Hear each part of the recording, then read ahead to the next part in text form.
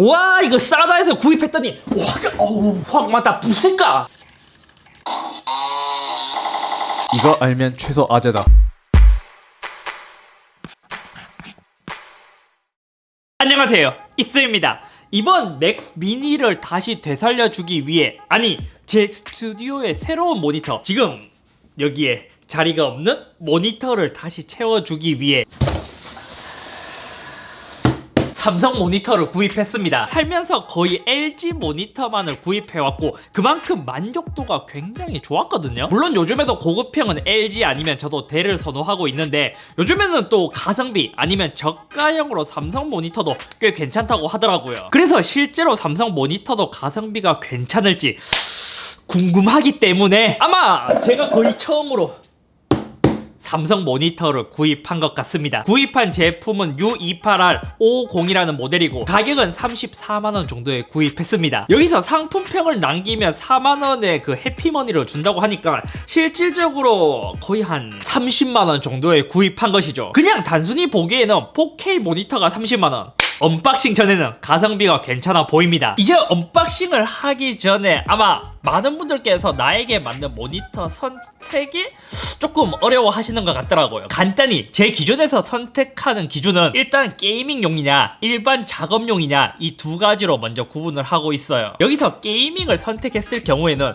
요즘은 144Hz 모니터가 예전과는 다르게 가격이 굉장히 저렴해졌기 때문에 게이밍이라면 144Hz 모니터를 추천하고 있습니다. 요즘은 240Hz짜리도 나오기는 하지만 사실 240Hz까지 뽑아내려면 그만큼 사양도 받쳐줘야 되고 60Hz를 쓰다가 144Hz를 쓰는 만큼 큰 차이가 저는 느껴지지 않아서 아직까지는 144Hz가 가격이나 성능 면에서 적당하다고 생각됩니다. 그리고 모니터의 사이즈는 이제는 27인치 이상의 구입을 추천드리고, 만약 27인치 이하로 구입한다면 거의 한 풀 HD의 144Hz 정도만 되어도 괜찮을 거예요. 27인치가 넘어가면 QHD의 144Hz를 추천드려요. 물론 PC 사양에 따라서 27인치도 풀 HD의 144가 괜찮기는 하지만 27인치 모니터에서 풀 HD를 보면 나중에 후회할 가능성이 커요. 여기서 4K의 144Hz는 사실 4K의 144Hz로 게임을 제대로 표현을 하려면 RTX 2080 Ti의 손자가 와도 아마 어려울 것으로 예상됩니다. 그래서 2020년 기준으로 제가 추천하기로는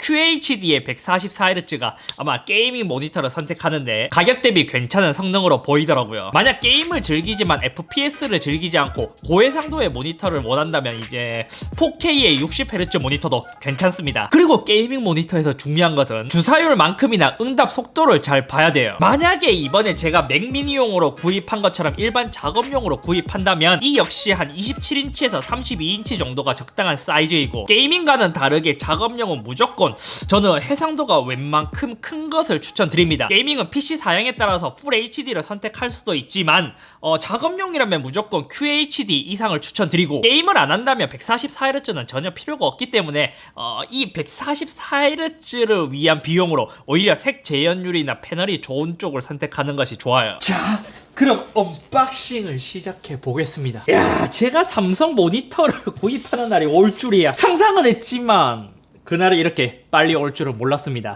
삼성의 파랑 요게 있고, 역시 삼성에서는 갤럭시가 잘 나가서인지 여기에 삼성 덱스 호환이 가능하다, 맥 호환은 적혀있지 않습니다. 근데 뭐 사실 뭐 모니터가 그렇게 따로 가리는 경우는 잘 없어요.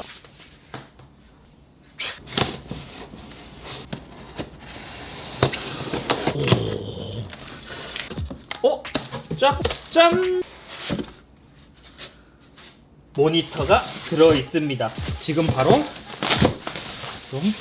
생각보다 모니터의 두께는 꽤 있는 편입니다. 얇은 편은 아닌 것 같고 대체로 깔끔하게 되어 있어요. 그리고 모니터 뒷면에는 자글자글한 패턴이 있는데 이거는 취향에 따라 다르겠지만 약간 노티나는 디자인인 것 같습니다. 모니터 후면 디자인은 LG가 더 깔끔하게 뽑는 것 같아요. 그리고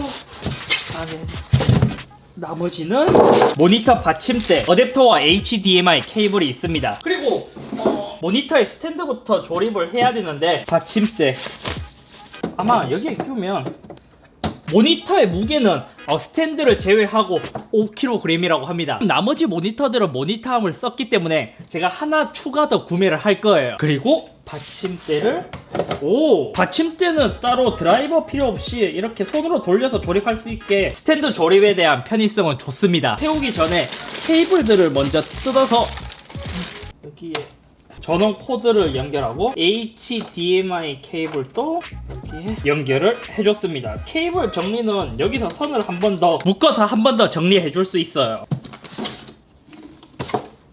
The next day. 이제 하루를 사용해 봤습니다. 전체적인 디자인은 그냥 무난한 편이에요. 특히 제가 V자형을 좋아하지 않아서 스탠드가 별로 예뻐 보이지는 않지만 요즘은 모니터의 사이즈가 점점 더 커지다 보니까 이렇게 V자형 스탠드가 모니터의 무게 중심을 잘 잡아주기 때문에 이러한 형태를 많이 사용하는 것으로 보입니다. 왼쪽 오른쪽 위쪽의 베젤을 보면 굉장히 깔끔하게 처리가 되어 있어서 확실히 마감 처리는 저가형 아니 중소기업 제품들에 비해서 삼성이 훨씬 더 좋았어요. 하지만 하단 베젤에는 삼성 로고가 있고 금속 소재의 느낌을 살리면서 헤어라인 처리가 되어 있는데 이거는 제가 계속 보면 볼수록 약간 차라리 내면 모두 깔끔하게 블랙 베젤이었으면 오히려 몰입감이 더 좋아서 모니터의 디자인이 깔끔했다고 제가 오히려 더 칭찬을 했을 거예요. 이 모니터의 기본적인 스펙은 28인치 4K IPS 패널입니다. 모니터의 패널은 이노룩스라고 하며 광생력 DCI P3 90%를 지원하는 패널입니다.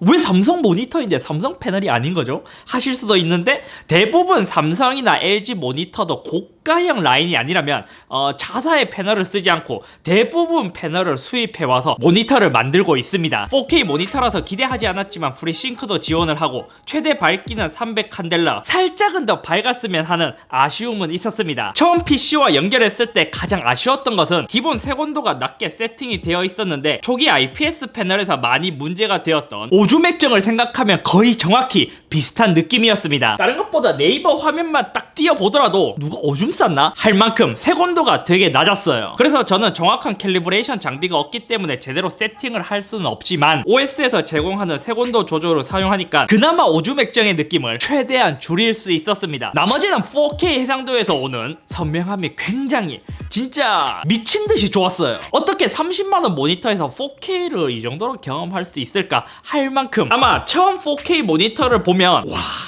엄청 선명하다라고 느낄 거예요. 유튜브에서 4K 영상을 보면 다시는 FHD, QHD를 못 쓸 만큼 미친듯이 해상도는 좋았지만 저는 이미 좋은 모니터를 많이 봐서인지 색감, 그러니까 화질은 확실히 고급형 모니터와 이렇게 고급형 모니터와의 급 차이는 확연히 차이가 났습니다. 시야각은 IPS답게 우수하고 자체 업스케일링 기능도 지원하더라고요. 다만 이 모니터를 계속 보고 있자면 지금 또 그냥 이제 화이트 같은 화면을 띄워놓으면 더 크게 보이는데 약간은 비네팅 현상이 있었습니다. 4K 모니터가 몇 년 전만 하더라도 보급형도 70에서 80만원 정도는 줘야 구입할 수 있었는데 얘는 그냥 일반 모니터 정도의 가격 30만원대에 구입할 수 있다는 게 이제는 진짜 4K의 대중화가 점점 더 다가오는 게 느껴져요. 불량화소 테스트 시 무결점으로 깨끗했습니다. IPS 패널 특성상 다른 것보다 빛샘 현상이 가장 심한데 이 모니터는 검수가 잘 되었는지 완전 암실은 아니지만 스튜디오에서 조명을 모두 끄고 테스트를 해보니까 상단에 살짝 빛샘이 있는 것을 제외하고는 IPS 치고는 전반적으로 양호했습니다. 단 비네팅 현상도 여기서 이제 좌우에 살짝 보이고 있죠. 추가로 만약 맥에서 사용하실 분들을 위해서 이야기를 해드리자면 4K가 아닌 QHD까지는 괜찮은데 맥에서 4K 모니터를 쓰려고 하시는 분들은 HDMI가 아닌 DP로 연결해야 제대로 된 화질을 경험할 수 있습니다. 저도 맥에서 연결해보니까 HDMI와 DP와의 화질 차이가 너무 커서 구글링을 해보니까 맥은 HDMI 연결 시 TV로 인식하기 때문에 색 공간이 RGB가 아닌 아날로그로 표현한다는 말이 있더라고요. 그래서 결론적으로 정리를 하자면 나는 무조건 선명한 모니터를 사고 싶어. 콘솔 게임을 즐기거나 유튜브 같은 컨텐츠를 많이 즐기신다면 이 4K 모니터의 입문용으로 가성비가 진짜 괜찮았습니다. 더 정확하게 말하자면 이 4K 모니터를 처음 본다면 예전에 아이폰 4가 처음 나왔을 때 그 레티나 디스플레이를 처음 봤을 때 그러한 느낌이 드실 거예요. 하지만 제가 무조건 이제 입문용으로 가성비가 좋다고 한 이유는 4K 모니터를 쓰기 위해서는 PC의 사양도 그만큼 좋아야 하기 때문에 때문이죠. 그리고 전문적인 색 보정 작업을 할 만큼 화질도 좋지 않기 때문에 일반적인 사무용 PC의 용도라면 오히려 이렇게 4K를 조금 포기하더라도 더 좋은 화질의 QHD 모니터를 선택하는 것을 추천드립니다. 아무튼 오늘은 여기까지며, 이렇게 4K 고해상도 모니터를 구입할 때 주의해야 할 것은 진짜 큰맘 먹고 각오를 하고 구입해야 돼요. 왜냐? 한번 고해상도의 모니터를 맛보면 그보다 낮은 해상도의 모니터는 아우 왜 이렇게 해상도가 구려? 이러한 생각이 들기 때문이죠. 모니터도 중요하지만 울트라도 살아 돌아왔습니다.